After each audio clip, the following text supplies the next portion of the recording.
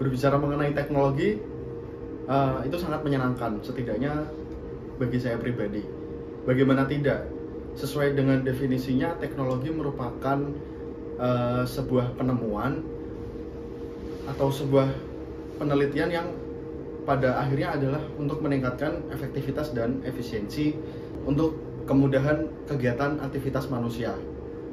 Menurut saya pribadi, teknologi adalah salah satu penemuan yang berhasil merubah bagaimana cara manusia itu berkehidupan dalam sehari-harinya, mempermudah dalam beraktivitas dan lain-lain. Dengan adanya teknologi yang baru, tentu itu menandakan sebuah era baru yang akan dimulai dalam kehidupan umat manusia.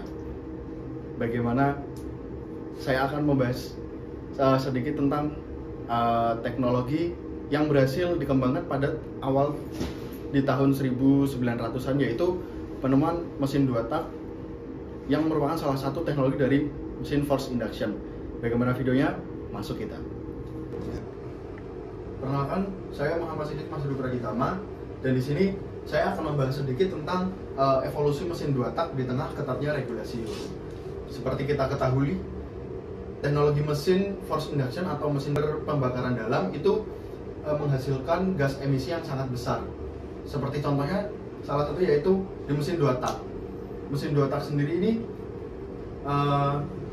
menghasilkan emisi yang sangat besar, sehingga di beberapa negara sudah menerapkan aturan emisi gas buang, seperti kalau di Eropa itu disebutnya dengan aturan regulasi Euro. Nah, lanjut kita bisa memahami prinsip dasar mesin 2 tak, yaitu mesin 2 tak ini bekerja dengan menyelesaikan siklus pembakaran dalam 2 langkah piston, yaitu langkah ke atas untuk langkah kompresi dan langkah ke bawah itu terdapat 3 gerakan, yaitu langkah pembakaran, langkah hisap campuran udara dan bensin, dan juga langkah pembuangan hasil pembakaran menuju ke knalpot gitu. Nah, dengan sistem kerjanya sendiri tentu ini masih terbilang sangat sederhana sekali. Makanya kenapa mesin-mesin 2 tak ini menghasilkan gas karbon atau emisi yang sangat tinggi begitu. Nah, perbedaan utama antara mesin 2 tak dan 4 tak itu terletak pada cara kerjanya dan juga cara pemasukan dan pembuangan gas buang, di mana pada mesin-mesin 4 tak dia menggunakan katup hisap dan katup buang untuk mengatur seberapa besar udara yang bisa dimasukkan dan juga dikeluarkan. Nah, ini juga menjadi salah satu alasan kenapa mesin-mesin 4 tak itu secara bahan bakar dan juga secara emisi itu bisa lebih efisien gitu.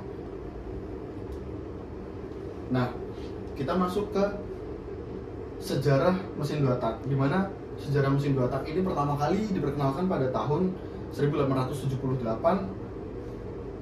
Konsep pertama ini diperkenalkan oleh Dr. Sir Dugald Clark, seorang insinyur asal Skotlandia. Pada awalnya insinyur ini melakukan penemuannya hanya untuk menyederhanakan prinsip kerja dari mesin 4 tak dengan tujuan untuk mengurangi ongkos produksi dan juga ongkos untuk perawatan gitu.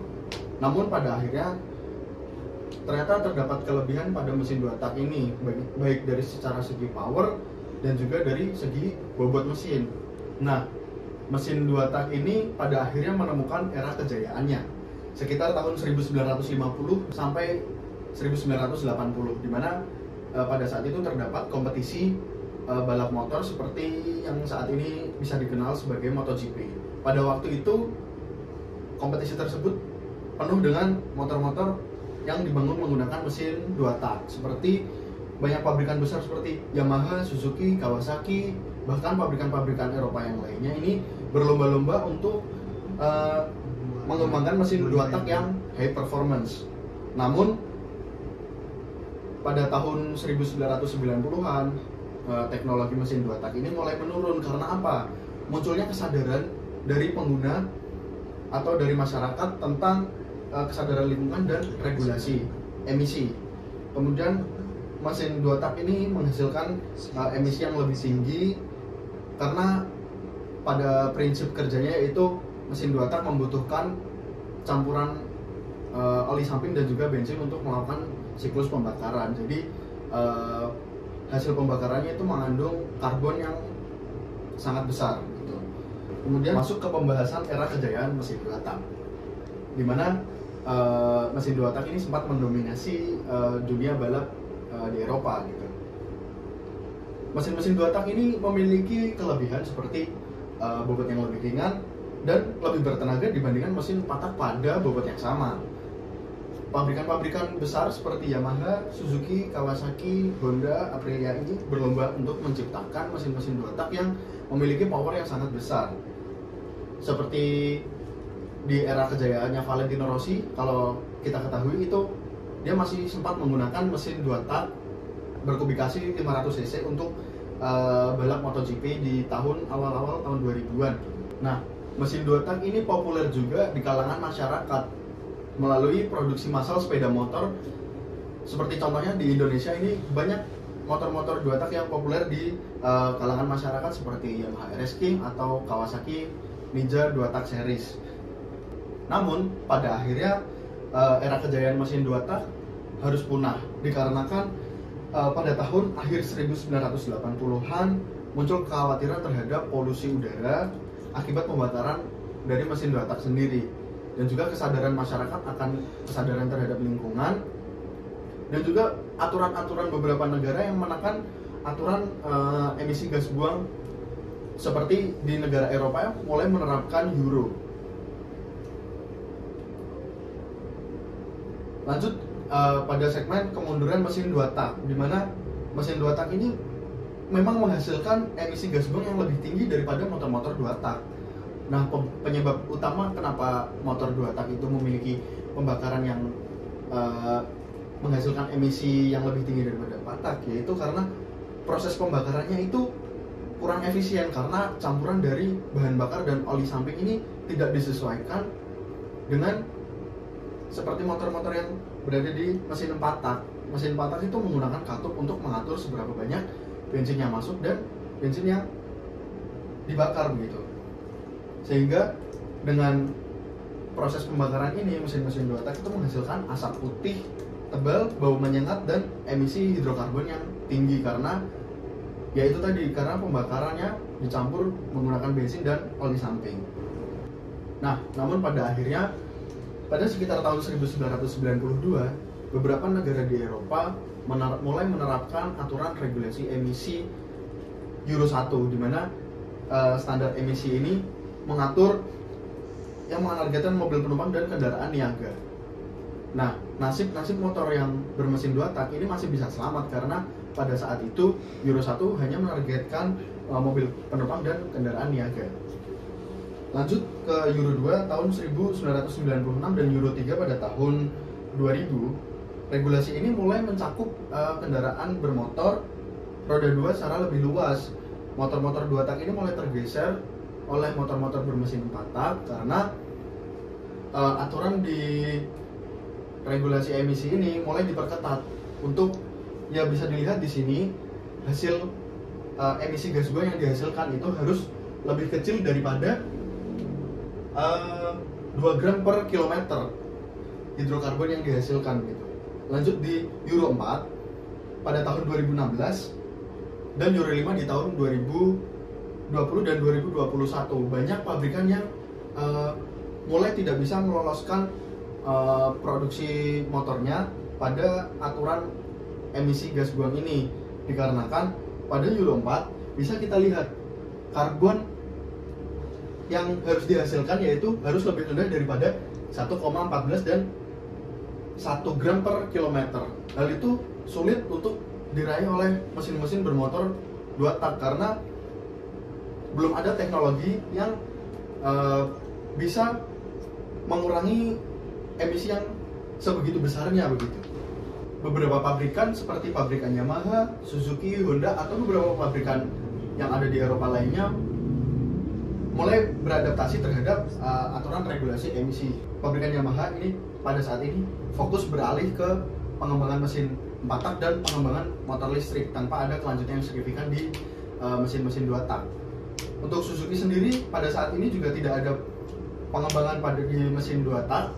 Mereka hanya fokus pada pengembangan mesin 4 tak, terutama untuk pasar India, dan Honda pada saat ini juga tidak ada pengembangan mesin 2 tak baru, malah lebih fokus terhadap pengembangan motor listrik dan motor 4 tak.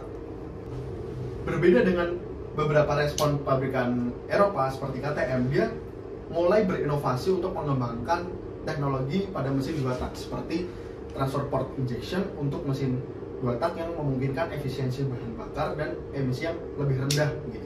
Transfer port injection itu apa sih sebenarnya? Transfer port injection itu sama seperti sistem injeksi di mesin-mesin 4 tak, yaitu campuran bahan bakar dan oli samping itu bisa diatur sehingga emisi gas buang yang dihasilkan itu bisa lebih rendah.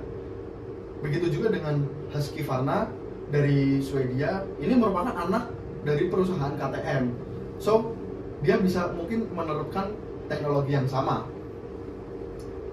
Begitu juga dengan TM Racing, di mana TM Racing ini pada saat ini tetap aktif dalam produksi mesin 2 tak berperforma tinggi, terkhusus di bidang motor trail begitu.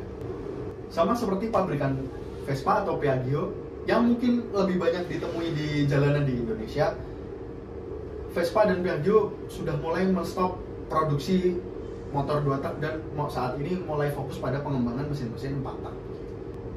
Namun pada tahun 2024 kemarin ada gebrakan baru di dunia otomotif. Pabrikan Motori Minarelli mulai memperkenalkan mesin 2 tak yang lolos dari Euro 5. Di motor Vantage XE300 mereka menerapkan teknologi fuel injection dan juga sensor oksigen untuk bisa mengatur seberapa banyak debit bahan bakar dan debit konsumsi oli samping yang akan dilakukan pembakaran, sehingga emisi yang dihasilkan itu bisa ditekan dan lebih rendah sehingga mereka bisa lolos dari aturan Euro 5. Nah, mungkin beberapa pabrikan bisa mencontoh teknologi yang diterapkan oleh Motori Minarelli tadi melalui beberapa teknologi seperti fuel injection, sensor oksigen, catalytic converter pada knalpot, dan pelumasan oli samping yang terpisah.